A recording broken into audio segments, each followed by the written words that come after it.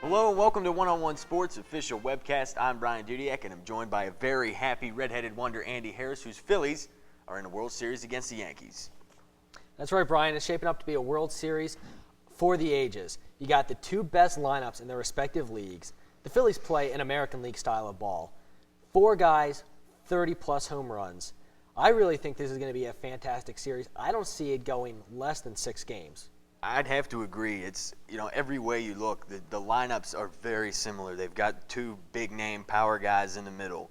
They've got the little guys, like the Jeters and the Victorinos that don't get talked about as much. Well, Jeter gets talked about, but, you know what I mean. They've got those lesser-known guys. Yeah, they've got all different kinds of guys that, can do all different kinds of things, and that's exactly why they are where they are today. And I think the thing that highlights it the most, we were talking about it before the taping here, and they changed it from what I understand, but the pitching matchups very much reflect how even these teams are, at least for games 1 through 3. Cliff Lee, CC Sabathia, 2 Cy Young candidates. 2 former Indians. Both bred from the same team. Very similar stuff between the both of them. Sabathia goes a little bit deeper, but that's just the way Sabathia is. Then you've got, I'm going to not go with the matchups here, but you've got Pedro Martinez and Andy Pettitte, 2 veteran starters that have been around postseason before. Pettitte with the Yankees, Pedro against the Yankees with Boston. So 2 veterans that know what to do, they're in there. Then you've got Cole Hamels and A.J. Burnett, both of whom have had strong success in the past, postseason and outside the postseason, but have been a little shaky here and there. They've been very shaky of late, Hamels especially. So you look at that and you say, well, you can't, you look at, okay, Burnett's shaky. You can't even counter that because Hamels is shaky. You know what I mean? It's just so even every way you look at it. You got the veteran, so do the Phillies. Yankees got the shaky guy, so do the Phillies. Yankees got the ace, so do the Phillies. So it's going to come down to little things like bullpen and bench that are going to do it because these lineups, they're just even. The starting pitching's even.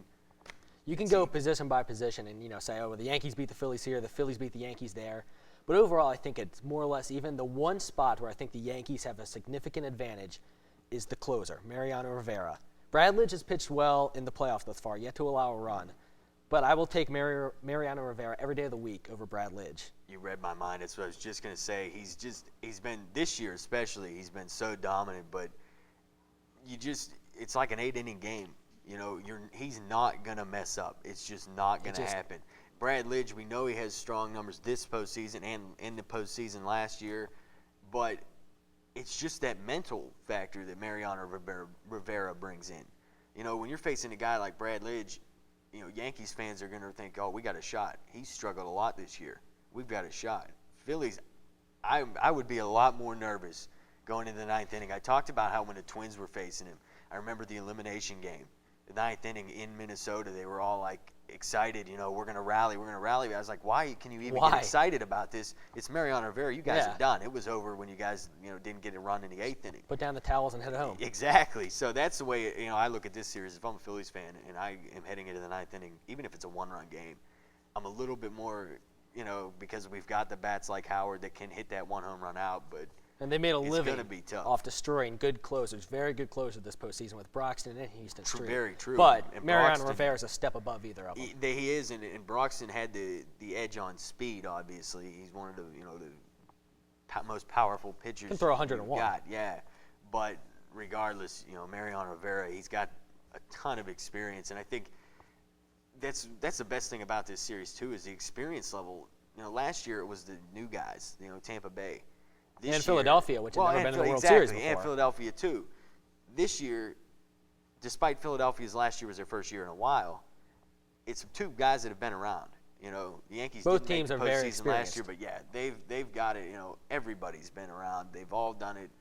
Whoever they've done it with, they've all been around and they've all played. So it's going to be. I hope that this postseason delivers, because this World Series delivers. This postseason has been just a snooze.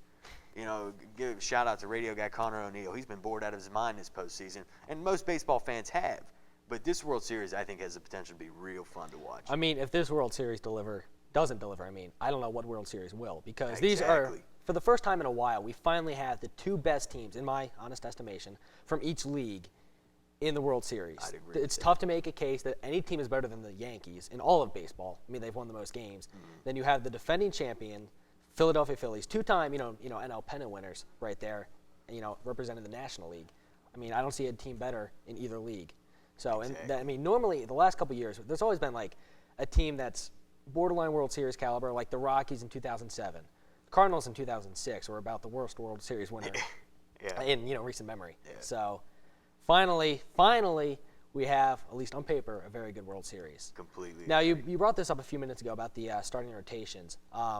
Just came out today, actually, that Charlie Manuel, Philly skipper, has decided to start Pedro Martinez in Game 2 ahead of Cole Hamels, who won the World Series MVP last year. What are your thoughts about that? Well, I'm going to start from a nostalgic point of view, and I told you before the taping here that I am pretty upset about it because I would have loved to have seen a Pedro Martinez-Andy Pettitte matchup.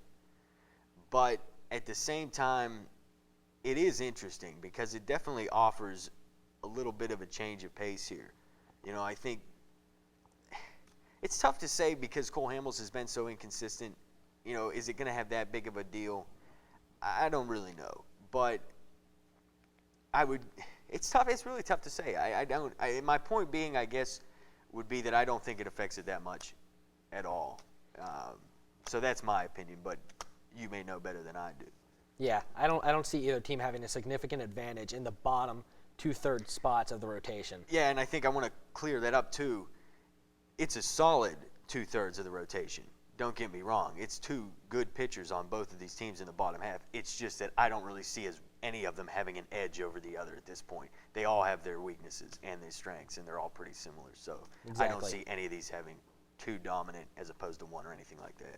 Agreed. It's going to come down to Lee and Sabathia pitching likely 3 games. Definitely. 3 games in the entire series. So probably. Whoever wins 2 of those 3 is going to be the team that wins. Definitely. Anyway, no matter what, make sure that you watch this year's World Series because I have a feeling you're not going to want to miss it.